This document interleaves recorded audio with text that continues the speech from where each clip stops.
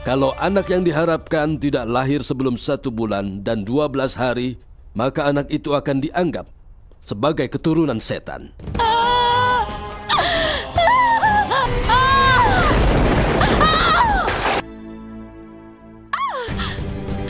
Yang mana bisa membuatku memanggil dewa manapun dan akan dianugerahi seorang putra dengan sifat sepertinya.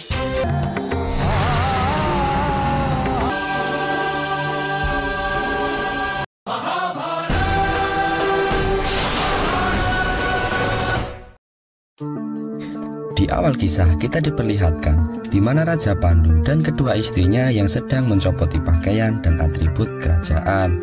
Di sisi lain, Pangeran Destrarasta sebagai pengganti Raja Pandu, ia segera memakai atribut dan baju rajanya. Dengan raut wajah yang sedih, Raja Pandu meninggalkan kerajaan Hastinapura. Semua merasakan kepedihan yang dialami Raja Pandu. Seisi Hastinapura pun menangis melihat kepergian Raja Pandu.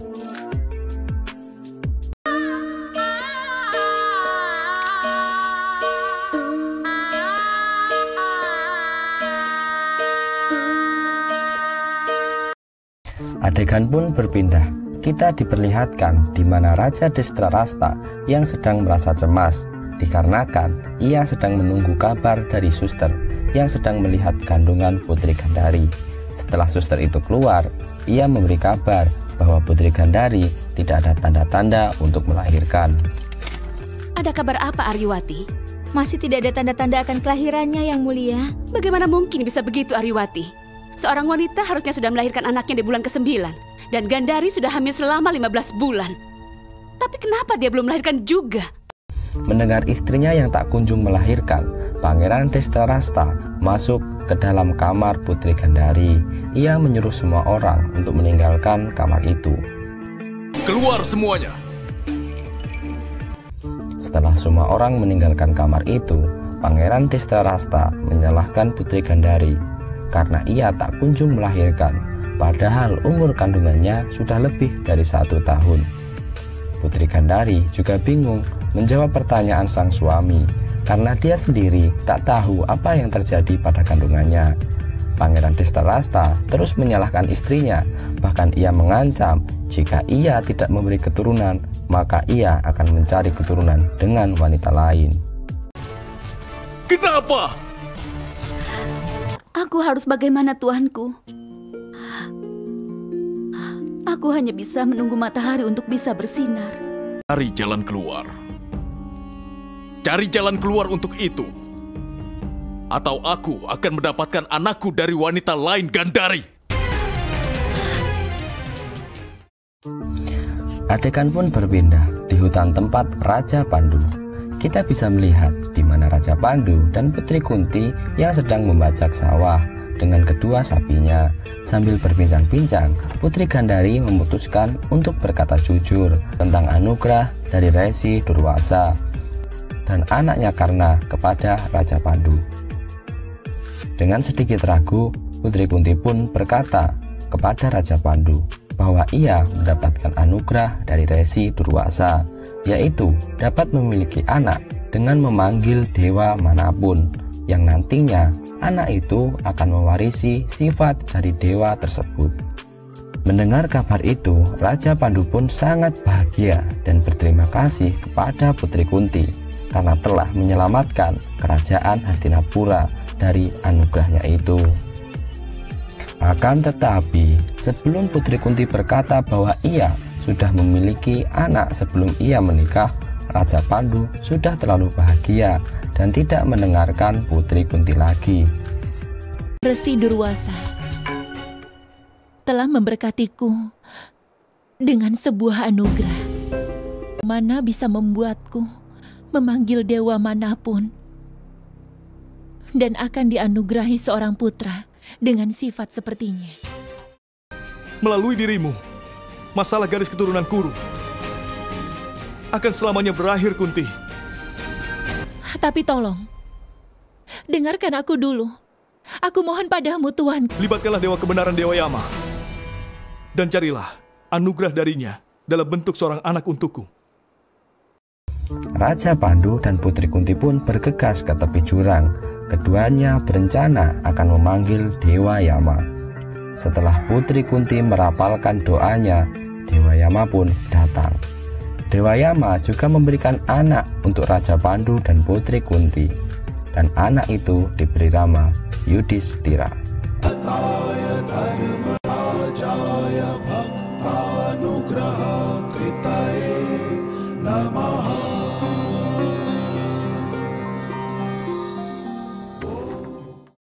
Anakmu pasti seseorang yang memiliki kemampuan itu.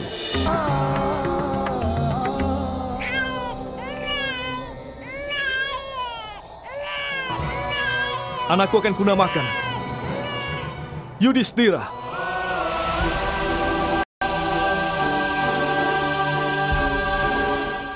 Adegan pun berpindah. Kita diperlihatkan di mana Perdana Menteri Widura mengumumkan bahwa Pandu telah dikaruniai seorang anak. Widura juga mempersilahkan Raja Drestarasta untuk mengumumkan acara di kerajaan Hastinapura dengan raut wajah yang sedikit kesal dikarenakan harusnya ialah yang mendapatkan putra terlebih dahulu.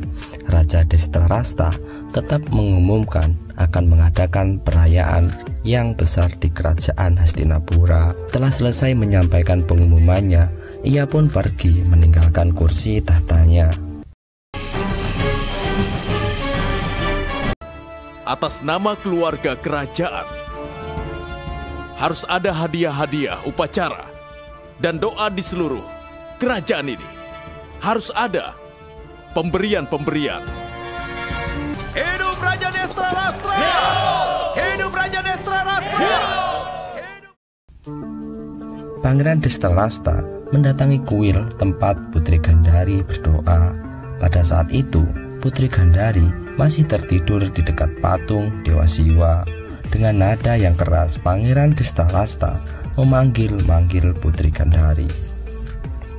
Mana Putri Gandhari? Mana wanita yang telah membuatku merasa tidak beruntung? Gandhari! Tuanku. Kenapa kau masih saja belum melahirkan, Gandhari? Tuanku, tidak ada manusia yang bisa meramalkan kelahiran dan kematian. Aku tidak percaya dengan jawabanmu, Gandhari. Dengan cara sepertimu yang tidak mau melahirkan bayi itu di waktu yang tepat, aku akan melakukan sesuatu yang akan menyakitimu selama hidupmu. Rasa sakit dalam setiap hidupmu, itu akan menyakitimu setiap langkahmu. Akan menyakitimu dalam setiap langkahmu. Di kuil Dewa Siwa, Putri Gandhari terus menangis.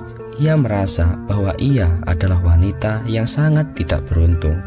Pangeran Sengkuni juga ada di sana. Ia terus menenangkan adiknya itu. Ia terus meyakinkan bahwa Raja Drestarasta tidak mungkin menduakannya. Di tengah pembicaraan itu, datanglah pelayan dari Hastinapura. Ia disuruh Pangeran Drestarasta untuk memanggil pelayan dari Putri Gandhari, agar pelayan itu menuju ke kamar Pangeran Drestarasta. Perintah itu membuat semua orang merasa terkejut. Ternyata tindakan yang dimaksud Raja Drestarasta adalah menghamili pelayan Putri Gandhari. Yang Mulia Raja meminta agar Sukda mempercantik dirinya dan datang ke kamarnya. Putri, aku tidak mau melakukannya. Aku tidak mau melakukannya. Inikah ide yang dimaksudkan tadi? Untuk menyakitiku selama hidupku. Kalau suamiku telah memutuskan untuk menghukumku, maka aku akan terima keputusan itu. Tapi Gandhari... Sukda, pergilah. Patuhi perintah Yang Mulia Raja.